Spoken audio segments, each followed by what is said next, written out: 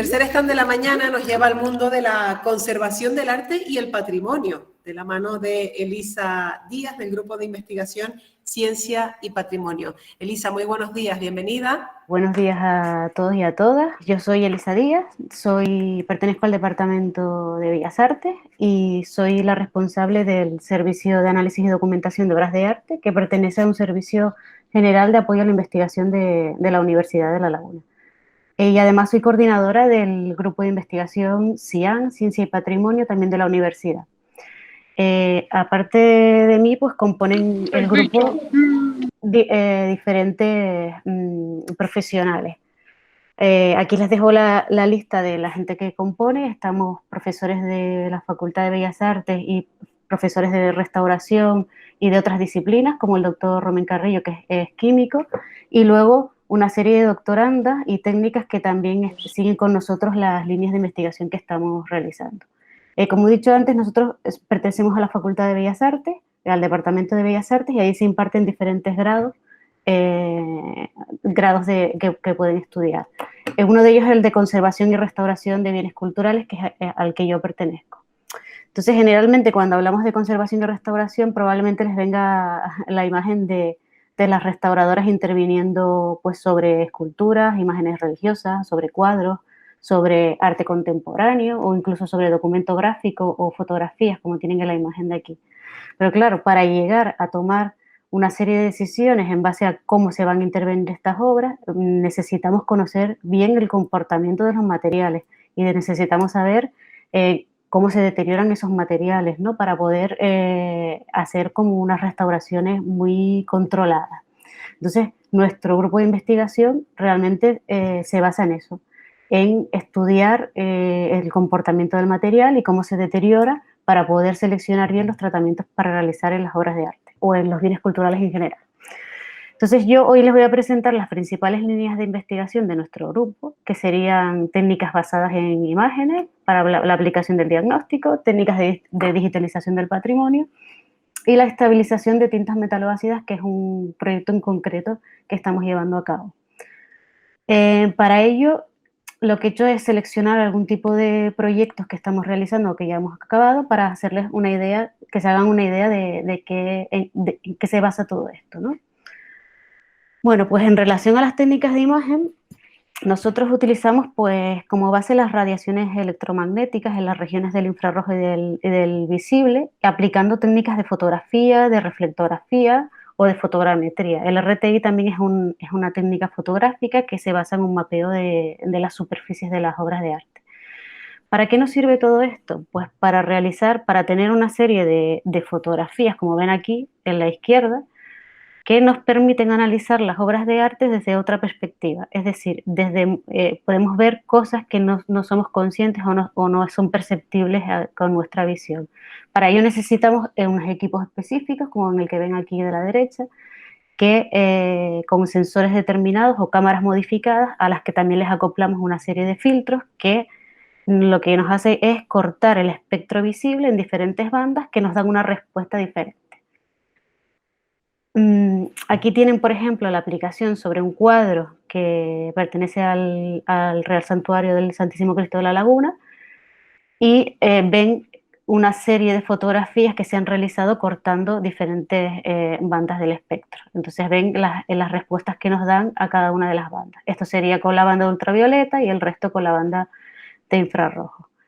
¿Y para qué me sirve realmente? Pues, por ejemplo, en este caso lo que hemos podido ver es que este cuadro, que es San Francisco Javier, que también pertenece al Santuario del Cristo de la Laguna, está hecho con una base pictórica muy, muy delicada, muy finita, a base de veladuras, que la parte inferior del cuadro está deteriorada y que, por ejemplo, el artista que realizó este cuadro hizo un dibujo previo, como ven aquí, con una técnica seca, probablemente con un grafito, hizo primero la forma del dibujo, el contorno y luego aplicó la capa pictórica.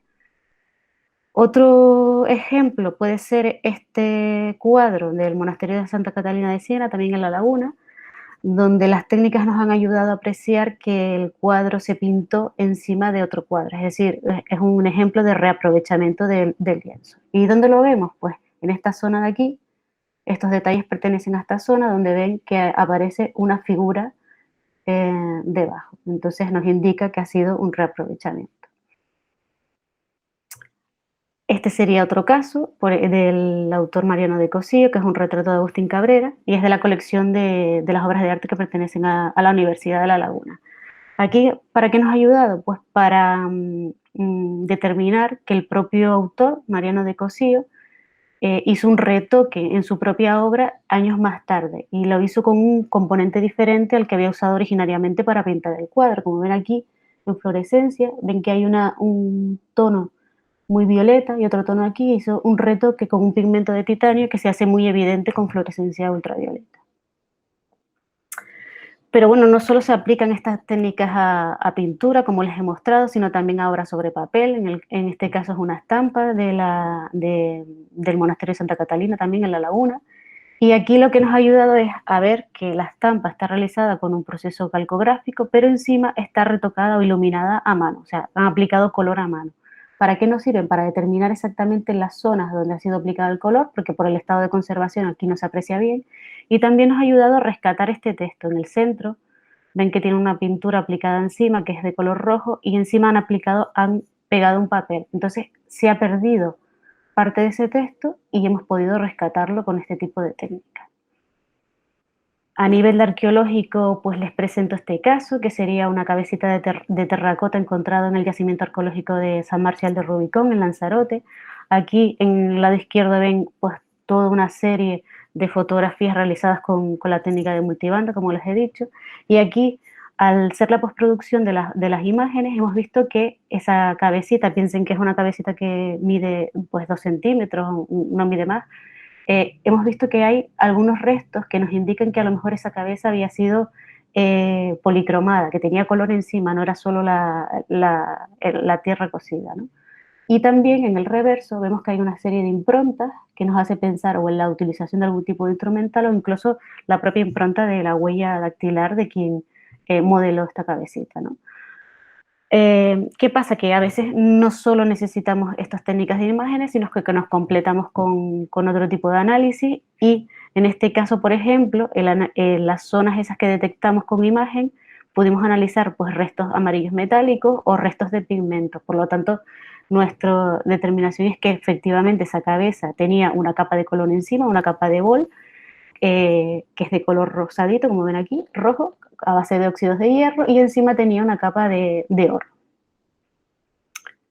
A nivel de temas arqueológicos, no sé, probablemente habrán oído hablar de este documental de las momias guanches que se pudo ver se estrenó en el Museo de la Naturaleza y la Arqueología en Santa Cruz, pero también lo dieron por televisión.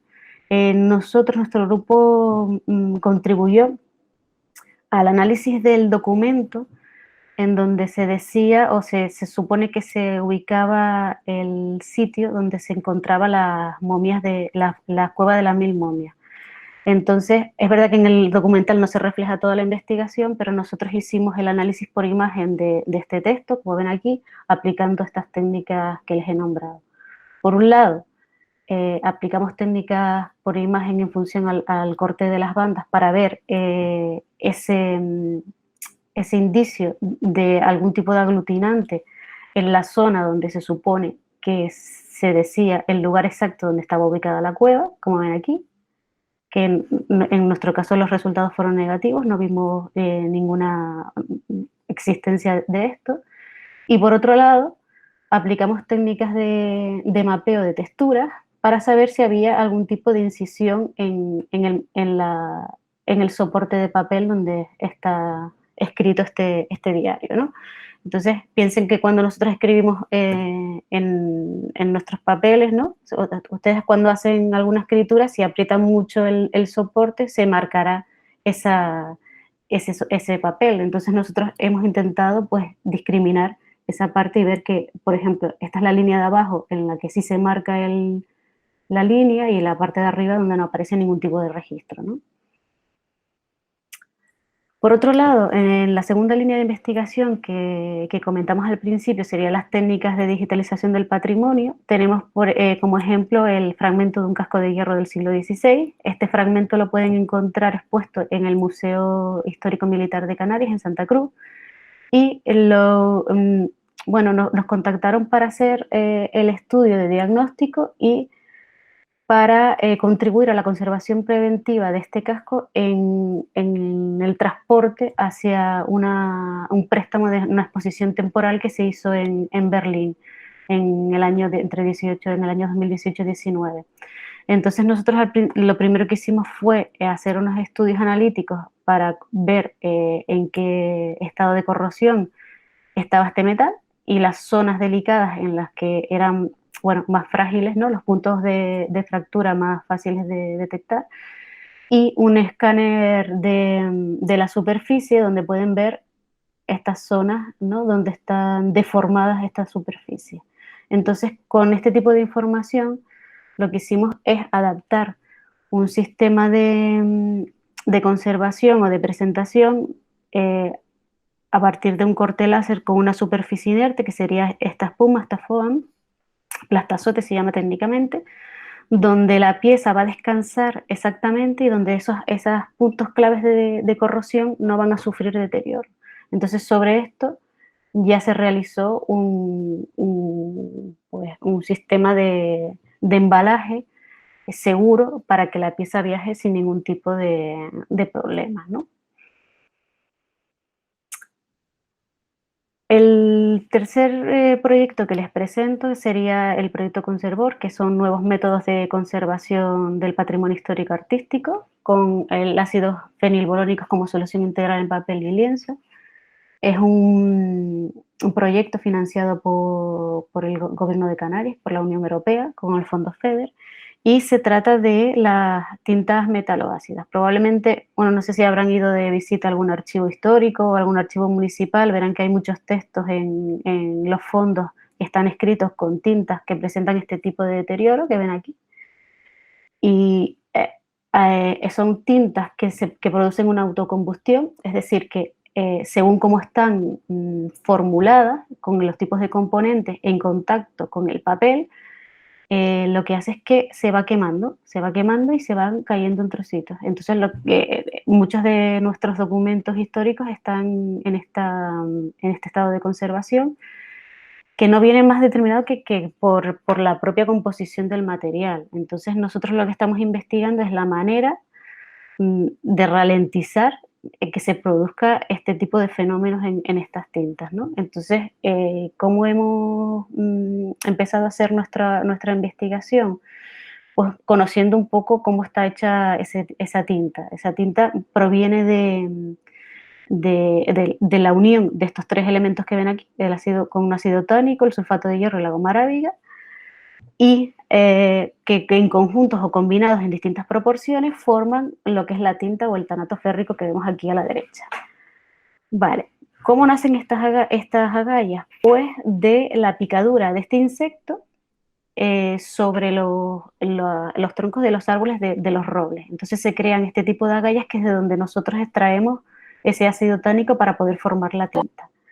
Necesitamos el sulfato de hierro porque es lo que le da coloración a la tinta, y la goma arábiga porque es lo que hace que todos los componentes se unan y que yo pueda escribir encima del papel sin que la tinta se expanda, sino que se quede en forma de letra, ¿no? Entonces nosotros lo que estamos haciendo ahora es recreando las recetas que conocemos por parte de estas tintas. Ven que aquí tienen las agallas, que hay que machacarlas, extraer el sulfato tánico y mezclar los componentes en diferentes proporciones para crear diferentes recetas. Nosotros estamos estudiando eso y estamos sacando diferentes muestras aplicando esas recetas, ¿no? Cambiando pues alguna fuente tánica, o cambiando el orden de mezcla de los elementos, o cambiando, por ejemplo, el medio líquido en vez de agua vino, porque algunas recetas también lo proponían, y creando toda una batería de muestras para poder predecir esta deterioro, ¿no? Vale, pues también hemos aplicado las técnicas que les comenté al principio, las técnicas de imagen para determinarlas. En este caso, en la banda del IR2, que es a partir de los 700 nanómetros, vemos que estas tintas se muestran transparentes a este tipo de banda, por lo tanto son como más fáciles de reconocer cuando tenemos un texto delante. Y también analizar la cantidad de hierro presente en cada una de las tintas con una prueba tan sencilla como puede ser esta prueba por contacto con una solución preparada, ¿no? Aquí ven, les muestro cómo se va degradando la tinta a lo largo del tiempo. Ven aquí un texto inicial, cómo en el tiempo se va oscureciendo en función a la cantidad de tinta que pongamos y a ese componente, a esas mezclas de componentes, cómo reaccionan, aquí cómo va siguiendo y aquí cómo va siguiendo. Y en las zonas donde ven más negros es cuando ya se produce una combustión tal que se tiende a desprender la tinta del soporte, ¿no?